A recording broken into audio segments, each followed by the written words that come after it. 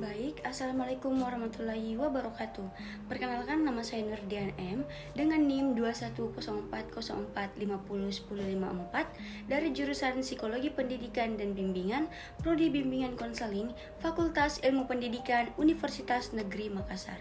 Nah, di video kali ini saya akan menjelaskan mengenai jenis-jenis evaluasi dalam BK. Yang pertama ada evaluasi formatif. Evaluasi yang dilakukan secara terus-menerus selama pelaksanaan program BK. Tujuannya itu untuk memperbaiki program BK dan meningkatkan kualitas pelaksanaannya. Yang kedua ada evaluasi sumatif. Nah, evaluasi yang dilakukan setelah program BK selesai dilaksanakan. Tujuannya adalah untuk mengetahui efektivitas program BK dalam mencapai tujuan yang telah ditetapkan.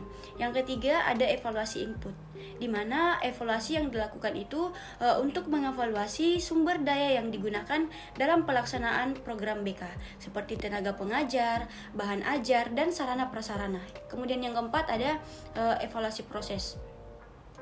Evaluasi proses ini evaluasi yang dilakukan untuk mengevaluasi proses pelaksanaan program BK, seperti kualitas bimbingan dan konseling yang diberikan, interaksi antara pengajar dan siswa, dan pengguna metode pembelajaran yang efektif.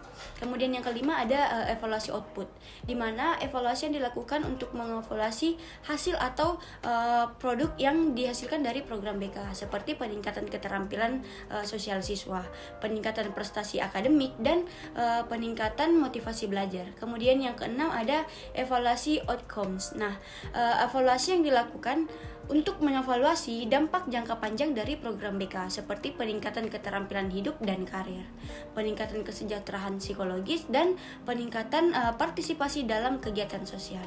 Kemudian selanjutnya kita akan bahas mengenai instrumen evaluasi dalam BK. Yang pertama ada instrumen tes, yaitu cara atau prosedur dalam pengukuran dan penilaian di bidang pendidikan yang berbentuk pemberian tugas atau serangkaian tugas, seperti tes hasil belajar, tes kemampuan khusus, tes minat, tes kepribadian. Kemudian yang kedua ada instrumen non-tes.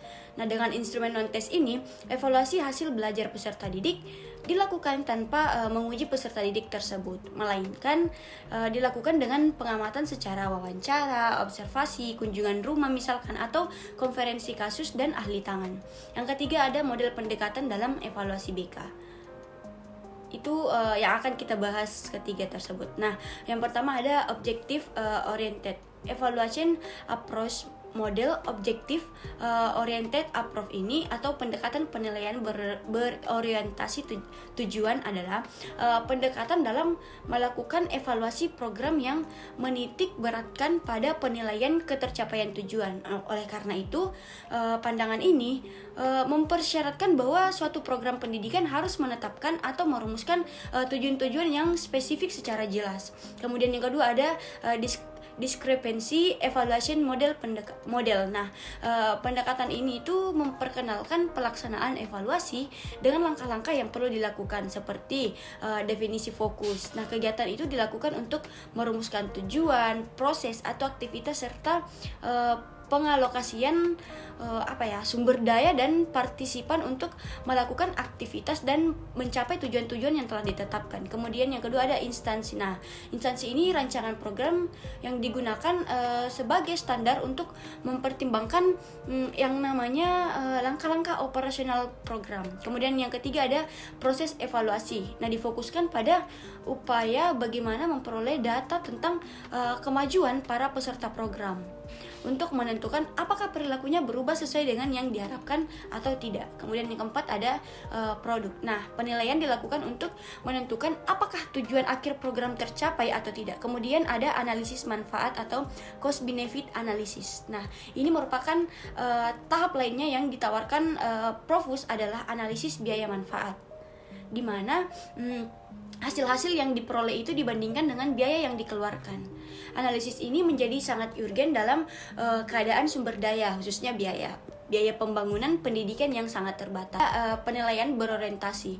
Tujuan pendekatan penilaian yang berorientasi ini tujuannya secara teknologis telah merangsang berkembangnya proses-proses perumusan tujuan secara spesifik serta pengembangan atau penemuan instrumen-instrumen maupun prosedur pengakuan yang beragam. Nah, dilihat dari kajian dan literatur penilaian berorientasi, tujuan sudah lebih banyak dan terarah kepada persoalan bagaimana pendekatan ini itu diaplikasikan dalam penilaian di kelas, penilaian di sekolah, penilaian program sekolah di suatu kabupaten atau dan lainnya. Kemudian keempat ada manajemen oriented approach. Nah, ini merupakan salah satu pendekatan dalam penilaian pendidikan yang memfokuskan pada kepentingan manerial itu sendiri. Pendekatan penilaian berorientasi manajemen itu sangat berarti dalam membantu para pengambilan keputusan. Nah, hal ini mengingat pentingnya informasi hasil penilaian sebagai bagian dari pengambilan keputusan yang baik, artinya bahwa pengambilan keputusan akan tepat dan berguna jika didasarkan pada informasi-informasi hasil penilaian tersebut. Kemudian yang 5 ada the utilization focus atau evaluasi approach, pendekatan evaluasi yang berfokus pada utilitas. Ini tuh dikembangkan oleh Patton 1978 dalam satu aspek juga dapat dipandang sebagai pendekatan pembuatan keputusan.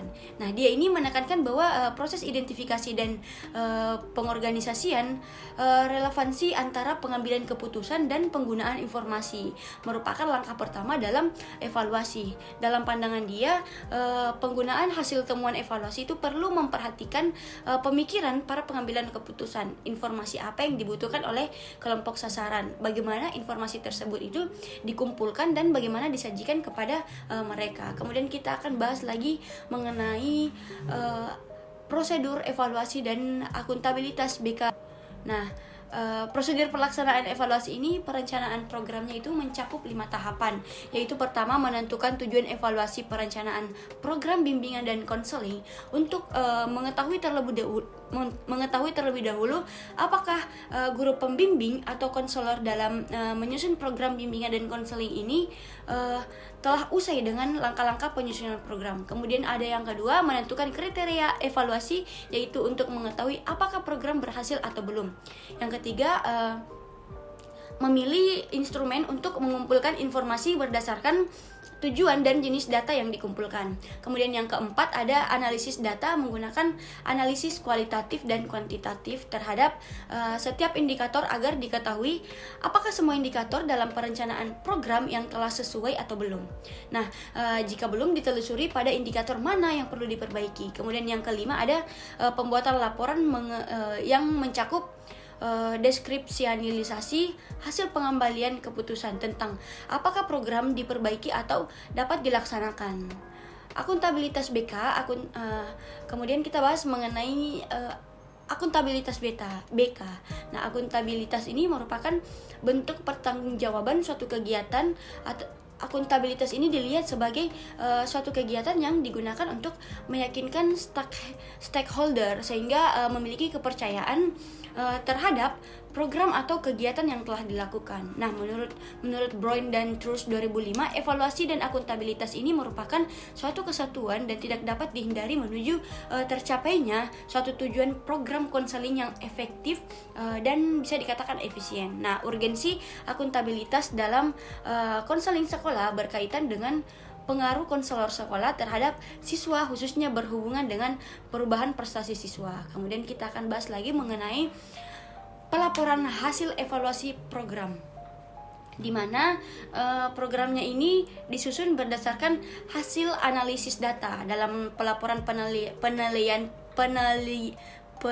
perencanaan program bimbingan yang dilaporkan berupa deskripsi, analisis hasil dan pengambilan keputusan. Yang pertama ada deskripsi, yaitu laporan yang menggambarkan tentang bagaimana proses perencanaan program bimbingan dan konseling. Kemudian yang kedua ada analisis hasil, yaitu gambaran mengenai pencapaian dari yang sudah ada dalam skripsi tersebut. Kemudian yang ketiga pengambilan keputusan, yaitu suatu proses untuk menentukan bagaimanakah perencanaan program bimbingan dan konseling yang telah disusun.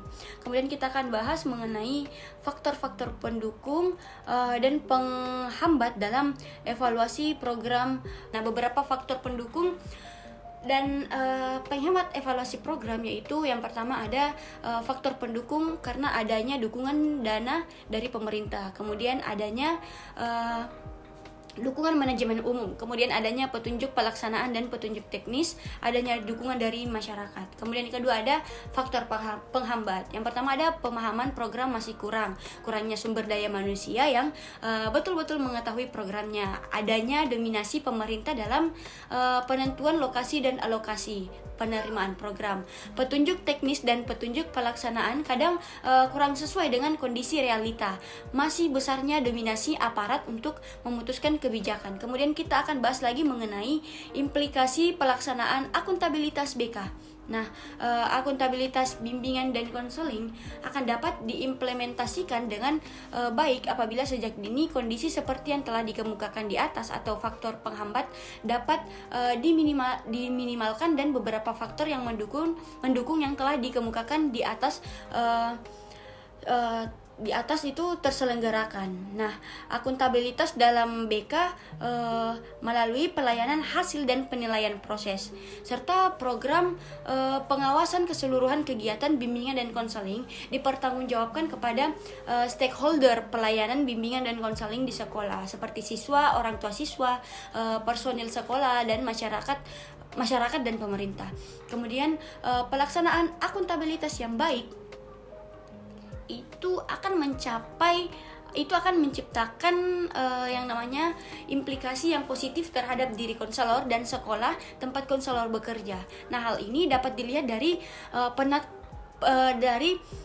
penata laksanaan organisasi dan manajemen yang lebih sehat dan kompetitif seperti itu. Nah, akuntabilitas berarti konselor sekolah itu dapat mempertanggungjawabkan dokumen pekerjaan yang dilakukan terhadap stakeholder. Nah, lebih lanjut Gibson dan Michel 1981 itu mengungkapkan bahwasanya dengan melaksanakan akuntabilitas konselor belajar bagaimana untuk membantu klien lebih efektif dan efisien. Konselor akan mendapatkan banyak masalah yang penyelesaiannya dilakukan berdasarkan kecakapan atau kompetensi yang mendorong adanya pengakuan dari penerimaan layanan. Kemudian meningkatnya dukungan keuangan, lebih dalam hubungan kerja dengan profesi lainnya, diakui berdiri profesional, dan tingkat kepuasan terhadap layanan terus-menerus dilakukan yang diarahkan pada sasaran perbaikan